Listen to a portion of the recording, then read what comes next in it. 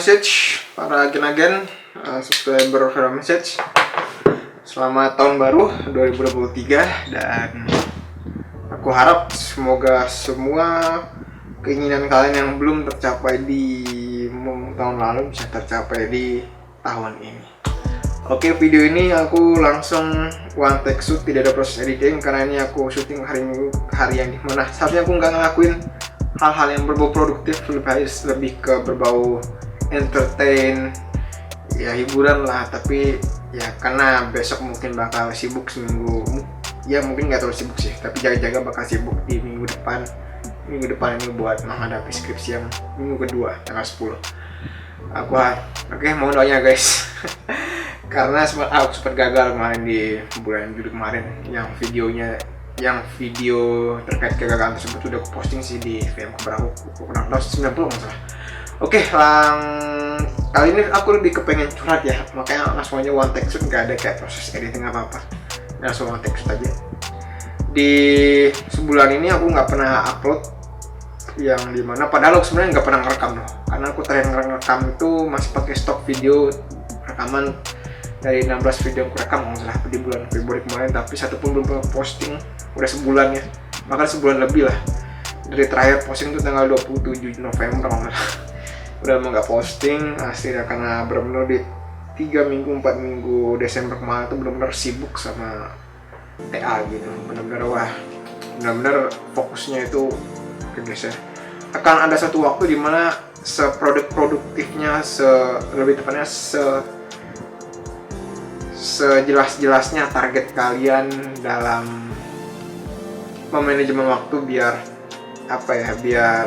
waktu kalian tuh nggak terlalu sibuk-sibuk banget, nggak ada kerjaan banget. Akan ada waktu dimana kalian bakal dipaksa itu buat kerja bahkan sampai nggak tidur gitu.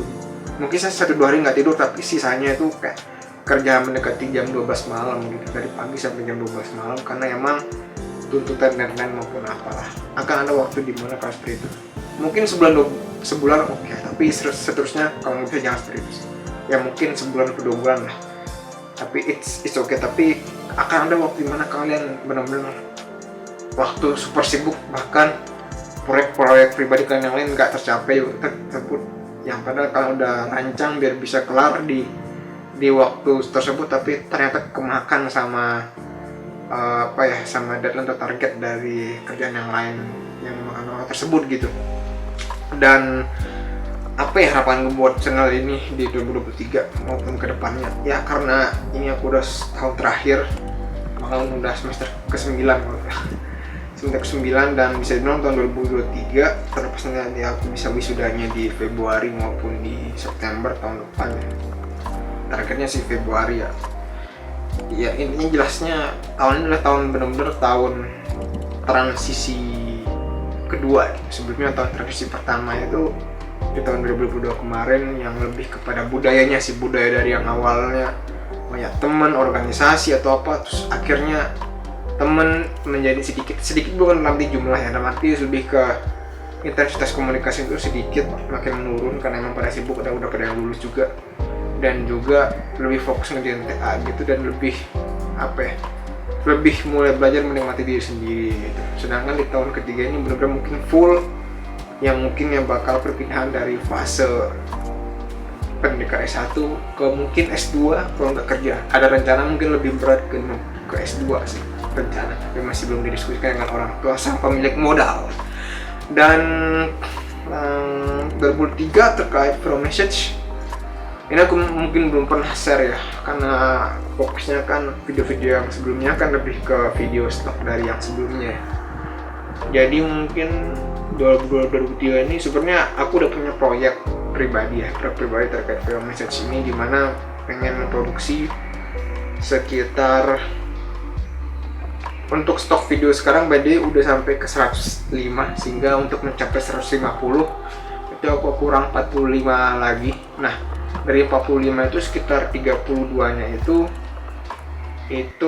bakal lebih banyak ke pengembangan diri pria ya, dan sisanya itu sekitar 13 atau 14 itu lebih ke melengkapi playlist one on one item fashion yang stylish gitu sih alasannya kenapa yang 32 nya kalau banyak pengembangan diri, walaupun ini sebenarnya dari mungkin 100 video sebelumnya aku lebih menekankan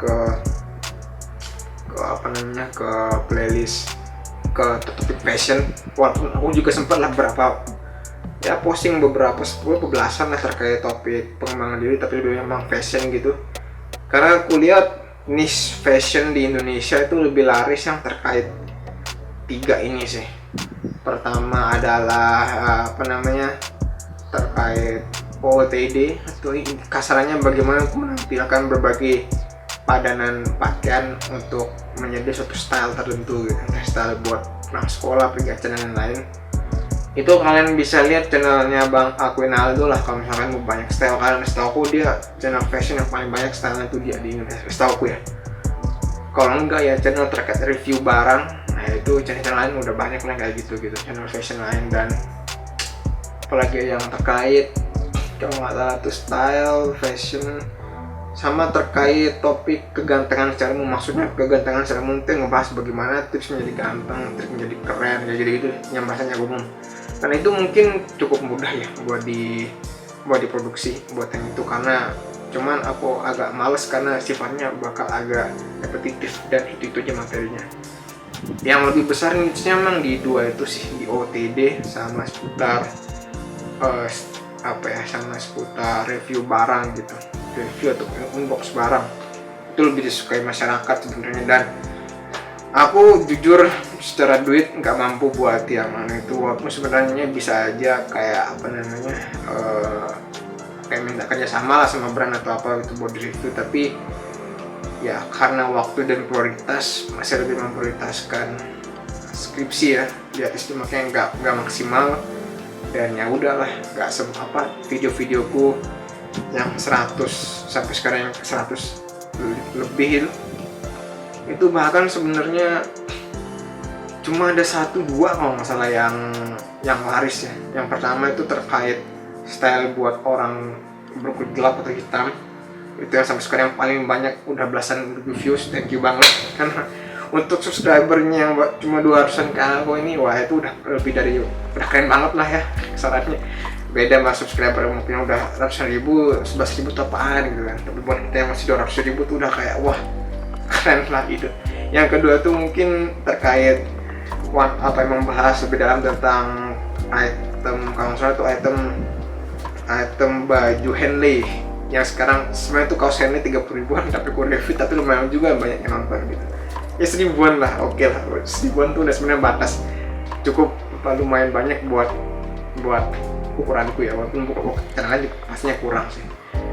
Itu ternyata yang kedua itu, baru 2 video itu aja sih kalau nggak salah. Beberapa yang lain mungkin ya baru ratusan lah, sekitar 400 atau 500-an view gitu. Tapi yang jelas karena melihat karena tujuan atau nilai hidup yang aku pegang makin berubah, dan juga melihat niche dari market, dan juga bagaimana ketersediaan sumber daya yang kumiliki sekarang terhadap pangsa pasar atau kasarannya kondisi dari market contohnya YouTube sendiri. Akhirnya kedepannya aku memutuskan buat lebih fokus di pengembangan diri pria lah, karena emang cita-cita awal aku bangun Vero Message ini adalah sebenarnya lebih ke kalaupun nanti aku tiba-tiba meninggal di usia muda yang amit-amit ya masih ada yang aku tinggalkan gitu. Cuman dulu aku pikir niche pengembangan pria itu kurang laris, yang laris itu fashion, jadi yang memulai itu dari fashion gitu. Harapannya dengan dimulai dari fashion dulu, yang tahap pertama sih sebagai perubahan diri pria yang paling berdampak kelihatan itu bisa lanjut ke tahap selanjutnya, kita berbicara komunikasi sosial dan lain-lain yang lebih dalam lagi gitu. Dan ternyata lebih laris yang pengembangan diri pria, terlebih sejak beberapa channel pengembangan diri pria sebagai pria 1% ya, yang sekarang jadi pria 100%. Itu satu mentorku sebenarnya, walaupun nggak pernah diajar langsung, tapi bisa dibilang salah satu mentorku lah, yang memulai dari tahun 2021. By the way aku dari tahun 2020 sih, lebih duluan. Tapi bagaimana beliau itu, kalau maksud tuh dia pernah curhat di video yang keberapa itu, dia pernah posting tuh 2 kali sehari men, pagi sama sore. Emang sih videonya pendek-pendek ya, dan terkesan template, dalam artian template yang ya cuma ngambil footage dari stok dari mungkin let's say adobe.com atau Shutterstock kali, terus dia buatin kayak background agak hitam gitu, terus udah ditulis gitu, apa ya kasarnya, dia tulis skripnya di Word atau di Notepad, udah dikopas gitu, tinggal kopas terus dia baca gitu. Itu sebenarnya simple sih, yang pembuatannya simple, dan mungkin di tahap awal bagi yang pernah ngedit video bakal sulit, tapi setelah 2 bulan pertama udah mulai lebih mudah lah buat ngedit karena udah jadi kebiasaan. Itu lebih simple. Yang aku salut dari beliau sebenarnya tuh bagaimana beliau kayak apa ya, beliau tuh kayak bisa ngupload 2 bahkan katanya 4 kali ya maksudnya. Dia kerjain 2 di pagi subuh, katanya subuh, 2 video di subuh dia kerjain, terus postingnya mungkin siang apa sore, terus malam buat besoknya maksudnya. Ya Tuhan, walaupun padahal beliau tuh kalau salah ketika ngebuat video tuh masih kerja 9 to 5 kalau nggak salah ya, dia bilang gitu 9 to 5 masih kerja kantoran, tapi tetap dibela-belain dia bisa ngupload video gitu. Dan walaupun cukup stuck, katanya belum mencapai ribuan subscriber di video ke 300-400, udah video sekarang masih 100-an aja, tapi beliau tetap kekeh dan bahkan mulai meningkatkan kontennya dalam segi bukan dari videonya sih, lebih kepada segi materinya gitu. Akhirnya bisa meningkat tajam sampai hari sekarang lah, kalau lihat videonya keren-keren lah, walaupun tuh pendek tapi keren-keren gitu. Dan ya yang aku karena melihat nih pengembangan diri pria dari channel Pria 1% makin besar. Sebenarnya kalau berbicara pengembangan diri pria tuh udah ada sejak tahun 2007 sih, yang dimulai dari Hitman System ya. Kalau bagian kalian yang pernah ikut kelas cinta itu pasti pernah mungkin udah dengar lah Hitman System. Tapi emang dia lebih jarang bermain di YouTube ya, lebih bermain di IG sama di seminar gitu sih. Tapi apa yang benar-benar bermain di ranah kolam YouTube tuh, yang benar-benar sukses tuh bilang sih Pria 1%. Tapi pengembangan diri secara umum tanpa mengenal pria atau wanita itu sebenarnya udah lebih banyak sih, terlebih sejak dari kalau kalian pernah dengar channelnya Pak Chandra Putra Negara dari 30 1 subscriber, non Jabodetabek yang paling segani karena dia dari Surabaya tempat kuliah gitu. Terus juga mungkin dari channel-channel motivasi gitu yang om siapa itu ya, om yang sobat motivasi itu aku lupa namanya siapa, itu salah satu termasuk, tapi itu masih agak lebih ke motivasi ya. Tapi yang benar-benar full psikologi itu upload dari tahun 2019 dari adanya 1% ya. Itu cukup benar-benar merubah ekosistem kesehatan mental di YouTube gitu. Itu yang benar-benar menurutku bagus sih. Sebenarnya pengembangan dari pria itu sebenarnya dari konten-konten terkait kesehatan mental, cuman lebih ditekanin sisi maskulinitasnya, udah itu doang gitu. Dan itu ternyata worse dan diminati masyarakat gitu. Bahkan pria-pria sekarang tuh diminati. Bahkan nih kaosku nih semangat. Ini sebenarnya aku bagian dari menghargai ngefans sama Pria 1% gitu. Walaupun aku udah agak jarang nonton sih. Karena emang intinya aku rasa aku udah agak cukup dapat gitu. Dan emang kelemahan dari channel pengembangan diri kayak Film Message ini, ketika subscribernya tuh udah merasa dapat